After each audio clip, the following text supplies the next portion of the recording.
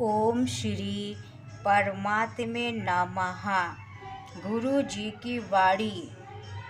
गुरु जी कहते हैं कि तू आनंद स्वरूप है, प्रेम स्वरूप है, प्रकाश स्वरूप है, निरंजन स्वरूप है, निरंजन स्वरूप है, जिसमें किसी भी प्रकार की कालिमा है ही नहीं। शांत स्वरूप है, प्रेम स्वरूप है, अखिलेश स्वरूप है। देखो ये कौन बताने वाला है? सच्चा गुरु। दुनिया ने कुछ बताया है ना? दुनिया ने यही बताया है कि तुम गलत हो। कभी दुनिया ने ये नहीं बताया कि तुम सही हो। तुम क्या हो? दुनिया ने हमेशा क्या दिया? एक निराशा दिया। निराशा दिया। तुम्हें कुछ आता नहीं है, तुम आगे बढ़ नहीं पाओगे, तुम्हें हिम्मत नहीं है। लेकिन एक गुरु होता है जो सच्चा गुरु होता है। तो सच्चे गुरु ने हमारी पहचान बताई कि तुम क्या हो। अखिलेश स्वरूप हो, शांत स्वरूप हो, आनंद स्वरूप हो, प्रेम स्वरूप हो। हाँ, भगवान जी बताते हैं कि अंजन जो आँखों में लगाया जाता है, निरंजन श्वेत आनंदमय है। निरंजन श्वेत आनंदमय है।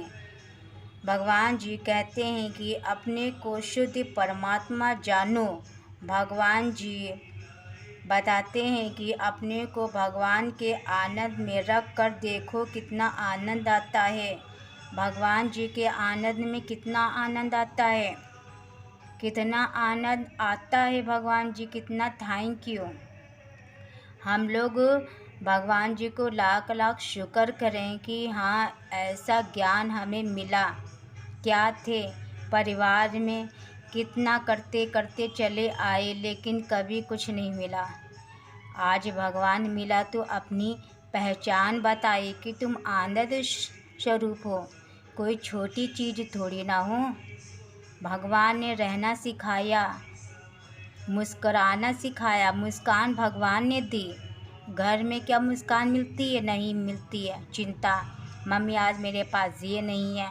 जो भी होते हैं मैं मेरे जन वाले अपनी इच्छाएं थोपते हैं या तो कुछ और भी रहती हैं टेंशनें। आज ये नहीं है, आज वो नहीं है। तो भगवान जी कह रहे हैं घर में क्या हमें आनंद आया? नहीं आया। घर में क्या काम कर लो, काम कर लो, ये करना है, ये करना है, करते करते सारी ज़िंदगी निकल गई।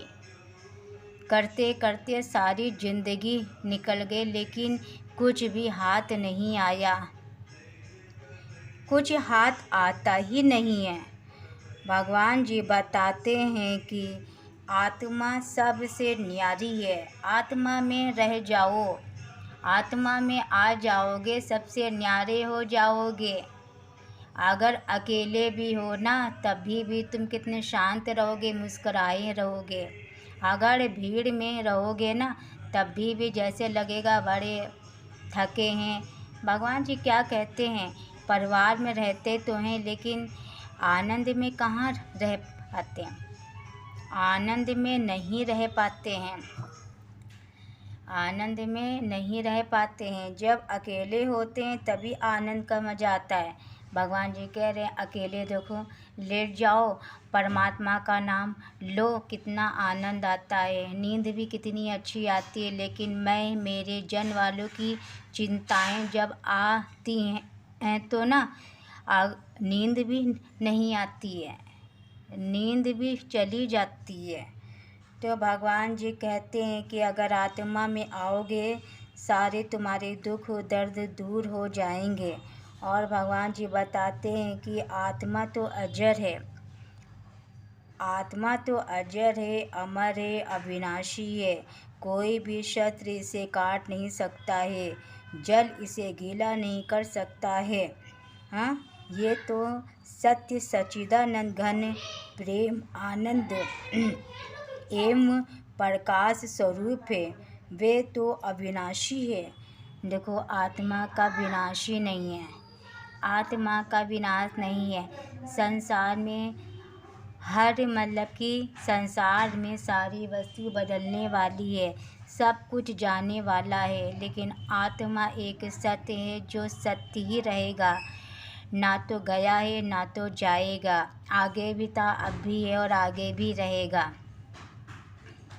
अगर हम लोग भगवान के आनंद में आते हैं तभी तो हम लोग चिंताओं से मुक्त होते हैं, वरना कितनी सारी चिंताएं लेके बैठते हैं, कितनी सारी चिंताएं होती हैं।